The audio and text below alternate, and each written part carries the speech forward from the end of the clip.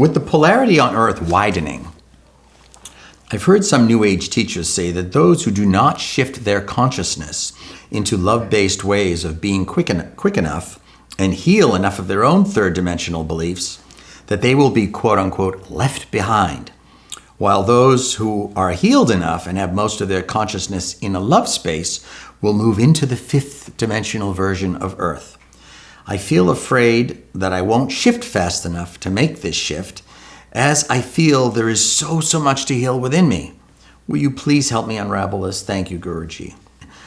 First of all, you talk about the fifth dimensional version of Earth like it's a train that's going to pull into the station for a minute and a half and you got to get on it or you're going to miss it. That is not in any way, shape, or form true. First of all, nothing is coming ever. Nothing is ever coming. Ever. All 352 levels of the Godhead are here now. All dimensions are here now and always have been. Each individual, the journey into God consciousness is an individual journey. There's no taxi coming, no boat, no train, no mothership. There's nothing, there's no date, arrival date. There's not a date where the world enters the fifth dimension and if you're not ready, you're left behind. The journey to God consciousness is individual. Granted, humans were created in tribal form, so we are interdependent creatures, animals, because we were created in tribes to live in tribes. And interdependent means we, for argument's sake here, we need each other. We all have strengths that help each other. We have weaknesses that can benefit from each other. We have talents to share. We were created in a model of interdependence, a tribal model. Therefore, it's the highest and best use of our embodiment on Earth to use that model. However, at the same time, the journey, an individual journey to God is exactly that, it's individual. So there's no date where everyone enters. And each person's consciousness is ascending into higher vibrations all the time. The more you train and study proper teachings, underscored, not garbage, but the more you train and study and use your spiritual practices, the more you implement what you're learning, the more you're purifying your thoughts, feelings, words, and deeds, then the more you do that, the faster your soul ascends into higher vibration of consciousness.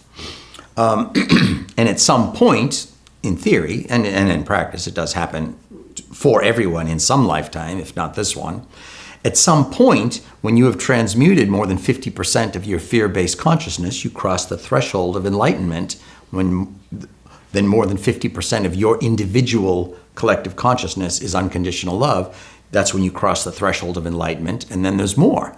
And that ideally will go even faster because now your body's anchored in unconditional love and truth rather than fear and victimhood.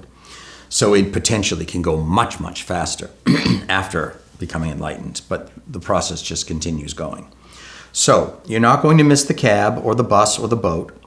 There's no group, there's no date. It's all you. So, and you said, I feel there's so much in me that needs to heal. And that's okay. In your words, I hear a judgment of yourself. That you need to let go of. All of us, myself included, have made non-loving choices. All of us had some levels of pain and trauma, some levels of abuse, some levels of non-loving experiences that happened to us, that we generated and initiated. Everyone, no one is exempt from that. Now, might you have more than so-and-so? Yeah, and you might have less than someone else. I'm sure you do. That's independent of your choice to judge yourself and condemn yourself for it. That hinders progress. You want to get to a place where you begin to train yourself to understand that, some bad shit happened to me. And it happened to other people too.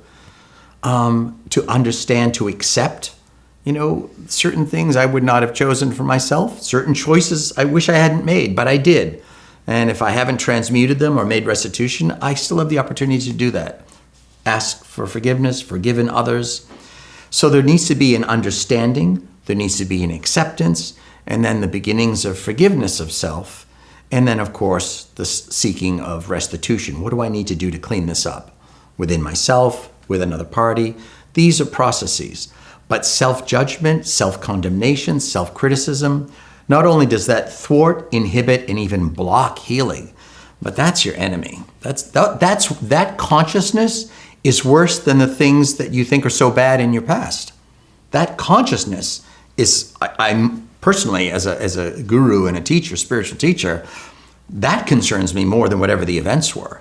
Way, way more. Because if those are in the way, we won't get anywhere. No matter how much wisdom I bring and how many tools I give you to cleanse and purify, if you're saddled and steeped in self-condemnation, criticism, judgment, all these degenerative thoughts and feelings, you're not getting anywhere. So my suggestion is you let go of these judgments and criticisms, and let's peel that scarlet letter off your chest that you're this horrible person who's so far behind. Not so. And recognize part of the understanding and acceptance comes from recognizing that everybody's got their share of dirty laundry. Everybody. And there's a funny old saying, I didn't write this one, but I've always loved this expression. If we all hung our dirty laundry out on a line, because everybody for the most part thinks that their lot was like so horrible, so horrible. If everyone hung their dirty laundry on a line and then you walked out there and you had them all to look at, each person would choose their own. If they had to, pick one, and they would say, I'm not taking that person's circumstances. I'm not taking that one. Everybody would choose their own. It's a very famous old adage in psychology, and it's for the most part very true. As bad as we think our lot is, when we look at other stuff people have been through, So again, another one of the reasons why comparison is not healthy. Comparison of virtues, comparison of non-virtues. The only one that's healthy to compare yourself with is the ideal version of yourself, to see where you're at and where you need to get to. But looking at others, I'm using a flip side of it to give you greater understanding in the knowingness that you're not alone. Everyone has made mistakes. Everyone has fallen off the horse. Everyone, has things that they feel are not so shiny and honorable that they would like to clean or feel they need to clean up. So let the knowingness of that engender more compassion, patience, acceptance, understanding, and forgiveness within yourself towards yourself. And that gives you a really strong, surefire, steadfast footing with which and by which you can now address the different things in your life with tremendous strength, fortitude, conviction, and ultimately success. All right? So I answered a different question than you were asking, but gave you bars of gold. Not just you who asked the question, but whoever's listening.